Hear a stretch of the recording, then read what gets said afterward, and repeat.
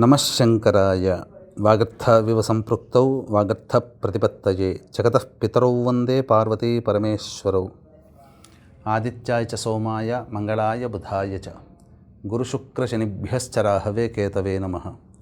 శృంగేరి జగద్గురు పీఠాధిపతులకి, కంచి పీఠాధిపతులకి నమస్కారములు తెలియచేసుకుంటూ కార్యక్రమాన్ని ప్రారంభిద్దాం. వీక్షించేటువంటి ప్రేక్షకులకి ఈ యొక్క శ్రావణ మాసం గురించి ఏం చెయ్యాలి, ఏం చెయ్యకూడదు, విశిష్టత ఏమిటి, ఏ దేవత ఆరాధన ఎక్కువగా చేయాలి, తినకూడని పదార్థాలు ఏంటి, ఇలా అనేకమైనటువంటి విషయాల గురించి క్లుప్తంగా చర్చించుకునే ప్రయత్నం చేద్దాం. బుధవారం రోజు 13వ తారీఖు రోజున శ్రావణ మాసం ప్రారంభమవుతుంది. శ్రావణ మాసం అనగానే అందరికీ టపీమని గుర్తొచ్చేటువంటిది వరలక్ష్మీ వ్రతం. లక్ష్మీ అమ్మవారికి సంబంధించింది అని అనుకుంటాం, వాస్తవమే. కానీ ఇంకొక రహస్యం చెబుతాను. పార్వతీదేవి పరమేశ్వరుని అడిగిందట, ఏమయ్యా నీకు ఇష్టమైన మాసం ఏమిటి అని. నాకు శ్రావణ మాసం అంటే చాలా ఇష్టము పార్వతి అని చెప్పాడట. అందుకనే కాబోలు భారతదేశంలో తూర్పు ఈశాన్య ప్రాంతాల్లో అందరూ కూడా తమ ఇంట్లో నీటిని లేదా చెరువు నదిలో నీటిని పెట్టుకొని కావడిలో మోసుకొని దగ్గరలోని ప్రముఖ శైవ క్షేత్రాన్ని దర్శించుకొని లైన్లలో నిలబడి నిద్రాహారాలు మాని కాళ్ళకి చెప్పులు లేకుండా యాత్ర చేసి ఆ పరమేశ్వరుని అభిషేకం చేస్తారు. అది గొప్పగా నార్త్ సైడ్లో కనబడుతుంది, బం బం బోలే బాబా అనుకుంటూ.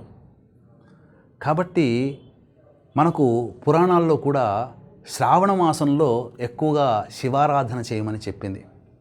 శ్రావణ మాసం అంటేనే అన్నీ కూడాను వ్రతాలకి, నియమాలకి, నోములకి నెలవైన మాసం. ఎందుకనంటే వసంత ఋతువులో ఈ యొక్క అంతకుముందు ఋతువులో ఆకులన్నీ రాలి వసంత ఋతువులో చిగురించి శ్రావణ మాసానికి వచ్చేసరికి నిండుగా యవ్వనముగా కనిపిస్తాయట వృక్షాలు, తళతళ మెరిసిపోతుంటాయట. అంటే చాలా చూడచక్కగా ఉంటాయి వృక్షంలో యొక్క ఆకారం.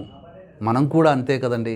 చిన్నప్పటికంటే యవ్వనంలో ఏ పనైనా సాధించగలం, కొండని పిండి చేయగలిగే శక్తి ఉన్నట్టుగా మన శరీరం ఉప్పొంగిపోతుంది. కాబట్టి ఈ యొక్క శ్రావణ మాసంలో పాటించే నియమాలు, ఆచరించే వ్రతాలు, నోముల ప్రభావము కుటుంబంలో ఎంతో అభివృద్ధిని కలగచేస్తాయి. అయితే ఈ యొక్క 12వ తారీఖు రోజున అమావాస్య కదండి, పైగా గ్రహణం ఉంది. మరి మేము ఎప్పుడూ ఇంట్లో పూజా సామాన్లు శుభ్రపరచుకోవాలి. గ్రహణం మన కుటుంబంలో అనగా మన యొక్క దేశంలో ఏర్పడట్లేదు. కనిపించినటువంటి గ్రహణానికి ఆచారాలు, నియమాలు పాటించాల్సిన అవసరం లేదు.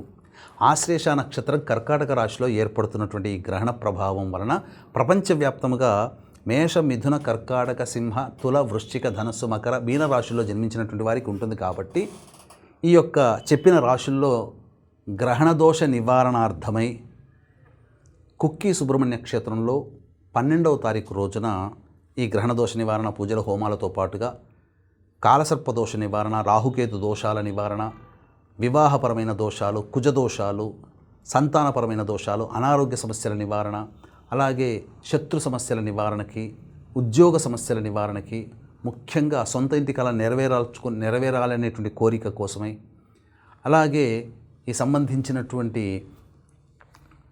ప్రధానంగా కుజదోష నివారణకై విశేషమైనటువంటి పూజా హోమాది కార్యక్రమాలతో పాటుగా ప్రస్తుతం శని వక్రీకరించినటువంటి కారణం చేత 12 రాశుల్లో జన్మించినటువంటి వారికి ఏమాత్రము ఇప్పుడు బాగోలేవండి. కాబట్టి శనిదోష నివారణ పూజలు, హోమాలు జరిపించి పూజ చేసిన కరుంగలి మాల ఇవ్వడం జరుగుతుంది. అవకాశం ఉన్నటువంటి వాళ్ళు ఆగస్టు 12వ తారీఖు రోజున కుక్కి సుబ్రహ్మణ్య క్షేత్రంలో జరిగే గ్రహణ సర్వదోష నివారణ పూజల హోమాల్లో రాత్రి 8 గంటల లోపల స్క్రీన్పై కనిపిస్తున్న నెంబర్కి కాంటాక్ట్ చేసి మీ గోత్రనామాలు నమోదు చేసుకోవచ్చు.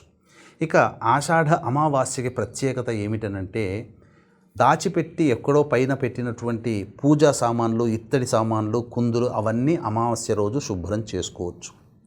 ఇక బుధవారం సూర్యోదయం కంటే ముందే నిద్రలేచి కాలకృత్యాదులు తీర్చుకొని ఇల్లంతా శుభ్రముగా అలిచి చక్కగా తుడిచి బూజు అవన్నీ కూడాను తీసివేసి బకెట్ నీటిలో కుంకుమ పువ్వు, పచ్చకర్పూరము, ఇలాచి, అలాగే ఈ సంబంధించినటువంటి జాజికాయ, జాపత్రి పొడి, గళ్ళ ఉప్పు, పసుపు ఇవన్నీ వేసి కరిగిన తర్వాత పొడి బట్టతో ముంచి ఆ యొక్క ఇంటినంతా కూడాను శుభ్రంగా తుడిచి పూజా మందిరం అంతలో పూజా వస్తువులన్నీ కూడాను చక్కగా శుభ్రపరిచి రెడీగా పెట్టుకోండి. సూర్యోదయం అవుతున్నటువంటి సందర్భంలో ఆ యొక్క పూజా మందిరంలో దీపారాధన చేసి మొట్టమొదటిగా ఇంట్లో ధూపం వేయండి. తద్వారా నకారాత్మక శక్తి తొలగిపోయి ఆనందకరమైనటువంటి ప్రశాంతమైనటువంటి కళ మన ఇంట్లోకి చేరుతుంది.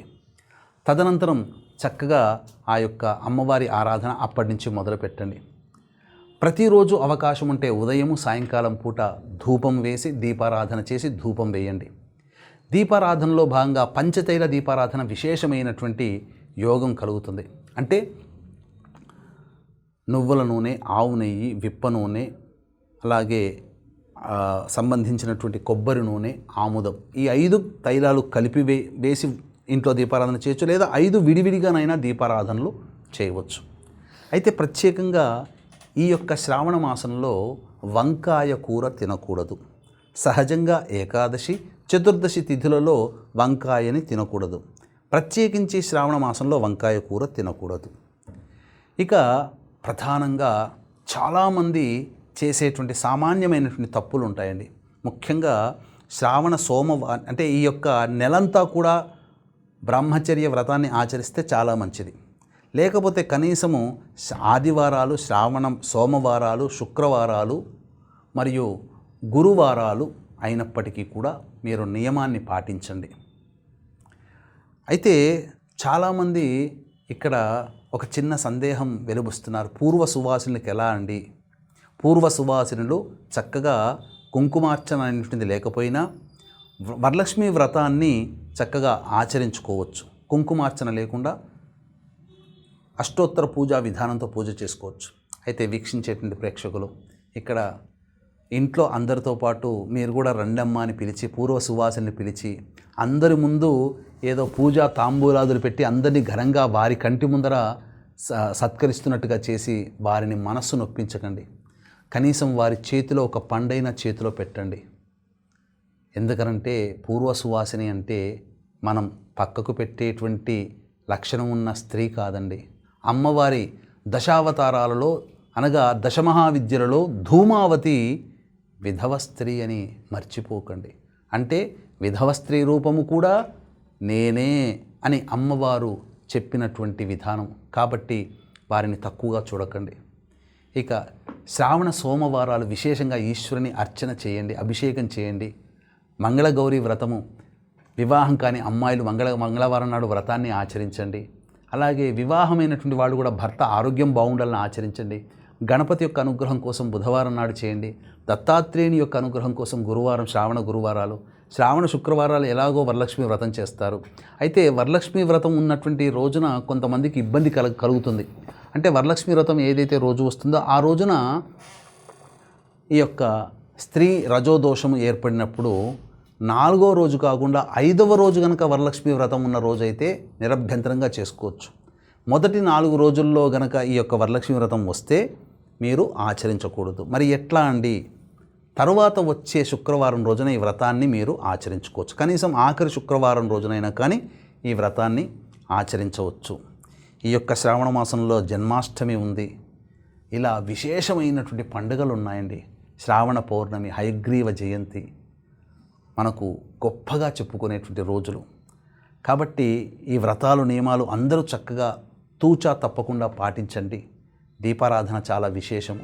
వీలు కలిగితే చక్కగా అన్నదాన కార్యక్రమం చేయండి. ఎప్పుడైనా కానీ వరలక్ష్మి వ్రతాన్ని అందరూ కూడా ఆచరించండి, తరించండి.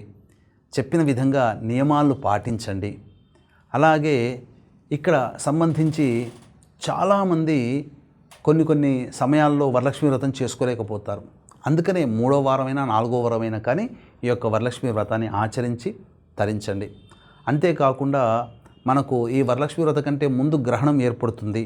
కాబట్టి మేష, మిథున, కర్కాటక, సింహ, తుల, వృశ్చిక, ధనస్సు, మకర, మీన రాశిలో జన్మించినటువంటి వారికి గ్రహణ దోష నివారణ పూజలు, హోమాలు కుక్కి సుబ్రహ్మణ్య క్షేత్రంలో 12వ తారీఖు రోజున జరిపించడం జరుగుతుంది. కాబట్టి అవకాశం ఉన్నటువంటి వాళ్ళు రాత్రి 12వ తారీఖు రాత్రి 8 గంటల లోపల స్క్రీన్పై కనిపిస్తున్న నెంబర్కి కాంటాక్ట్ చేసి మీ గోత్రనామాదులు నమోదు చేసుకోవచ్చు. ఇలా ఈ శ్రావణ మాసంలో ఎవరిని కూడా బాధించకండి. ముఖ్యంగా స్త్రీని ఇబ్బంది పెట్టకండి. మగవాళ్ళు మీ భార్యకి సహాయ సహకారాలు అందించండి. ఎట్టి పరిస్థితుల్లో స్త్రీ బాధపడకూడదు. ఇలా కనుక చేసినట్లయితే తప్పకుండా మీ ఇంట్లో లక్ష్మీ స్థిర నివాసం ఏర్పరచుకుంటుంది. తద్వారా అన్యోన్య దాంపత్యము, మీ కుటుంబంలో వివాహం కాని అబ్బాయిలకి అమ్మాయిలకి వివాహ సౌభాగ్యము కలుగుతుంది. కోరిన కోరికలు నెరవేర్చుకుంటారు. సొంత ఇంటి కల నెరవేరుతుంది. రాని బాకీలు వసూలవుతాయి. లక్ష్మీ అమ్మవారిని నమ్మి చేయండి. మీ కుటుంబంలో అంతా సిరి సంపదలతో సుఖశాంతులతో ఉండాలని, ఆ అమ్మవారి యొక్క అనుగ్రహం మీకు కలగాలని మనస్ఫూర్తిగా కోరుకుంటూ సెలవు. సర్వం శ్రీ ఉమామహేశ్వర పరబ్రహ్మార్పణమస్తు.